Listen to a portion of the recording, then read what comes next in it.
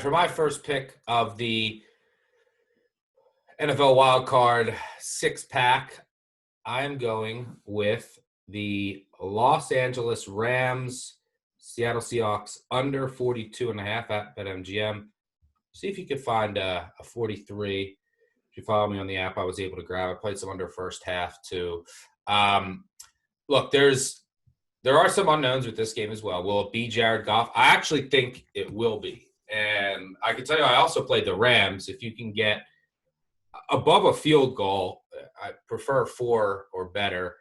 I would take a shot in the Rams. Now, it's speculative because I make this line like 1-ish if Goff plays and he's fully healthy. My assumption now for Wolford is like 3.5 to 4 points. He got to start under his belt. He's a little mobile, but he's still an undrafted. He's still an undrafted player that got his first start last week. So it's about 4 points. So I would make this line closer to like 5 if he doesn't play. So I'm kind of speculating here that I think Goff will play from things that I've read. Maybe they could get Whitworth back too. That would be a bump at tackle. Jamal Adams for Seattle, he's questionable. Game time decision. So there's a lot of uncertainty here with some key players. But look, I just think this is a dream under matchup. The Seattle Seahawks have been just an under dream the last 8 weeks of the season. They really should have went under in their last 8 games, if not for that ridiculous. It was 9-6 going into the fourth quarter. I'm going back to the under trade on Seattle. They're now starting to just run the ball a lot more. They're not as explosive on offense. Their defense is playing better because it's gotten healthier. Look, they only had 10 sacks in the first 7 games of the year. They had 36 the final 9. That's the most in the league. The Seahawks.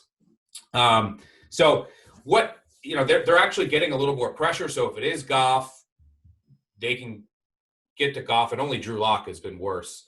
The difference between under pressure and kept clean than Jared Goff. But I still think if Goff plays, he's not going to be 100% healthy. Or if Wolford plays, regardless, I think Sean McVay is going heavy run attack here. He's going to lean on his run game because he can lean on his defense. And I think so he's going to go really conservative, I think, on offense, very conservative throws.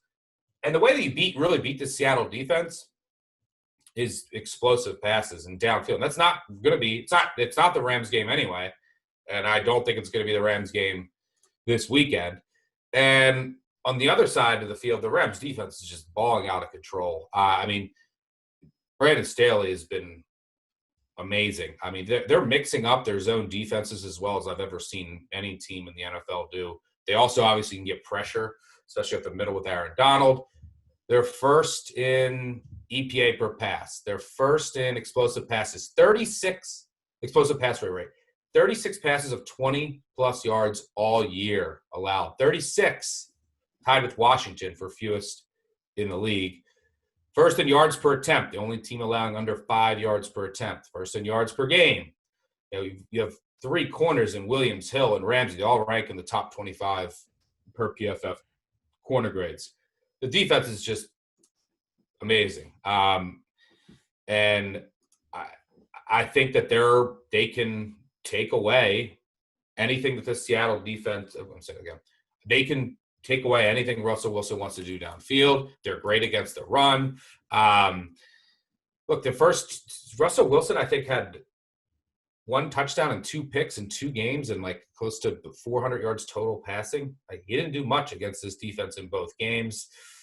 Rams can take away everything deep. They're going to play a ton of zone coverages, and and I think Seattle's going to go conservative. The Rams are going to go conservative. I think this is a close, low-scoring game. The total points scored in both their matchups this year, 29 and 39. I make this 40. I think this is like a 20-17 game at most. This one could be really ugly. Obviously, you could have some turnovers, but Russ doesn't really turn it over in general, and he's up there in NFL leaders. He's up there in NFL history as far as low interception rate. And I think the Rams are just going to run it, rely on that defense. And I think this is going to be a slugfest. So give me the under and as my first pick. And I also like the Rams. Anything above a field goal, speculating that Goff is going to play. And if he does play, this thing will come down. If he's announced in, this will come down probably below a field goal.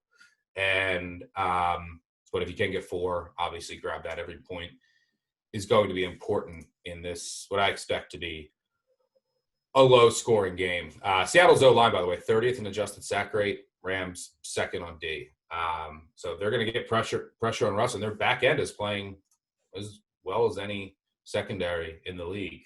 So I don't see Seattle's offense doing much, and I don't think the Rams offense, which is going to go super conservative, is going to be able to exploit the vulnerabilities of the Seattle defense. So give me the under.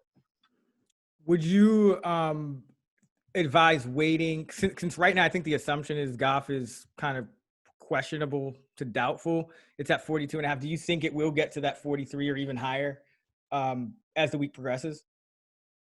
Yeah, if he's announced in, then I think that you could see the total tick up, but then you would see the Rams tick down. So I have positions in both. It's just sort of like hedging it away. But I still think that if Goff is in, he still has a hurt thumb, and I still don't think he can do much against the Seattle defense. And they're still going to go super conservative. I still think they're going to go run heavy.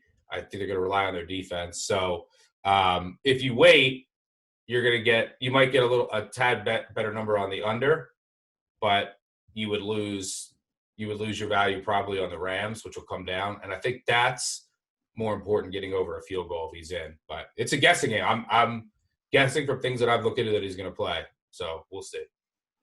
Yeah, I can't argue with you. I mean, I have it projected at 43 right now with kind of a mix of like a 50-50 Goff-Wolford split. But the Seahawks unders are 9-4 since the start of October, going under by an average of 2.9 per game. So there's definitely a lot of wiggle room here. And I agree. The Seattle Seahawks on offense, their early down pass rate decreased about 6% over the second half of the season compared to the first half, which is major. You're talking about going from kind of a league average, about 60% down to, the low 50s on early downs. That's a huge decrease. So yeah, I can't argue with that one.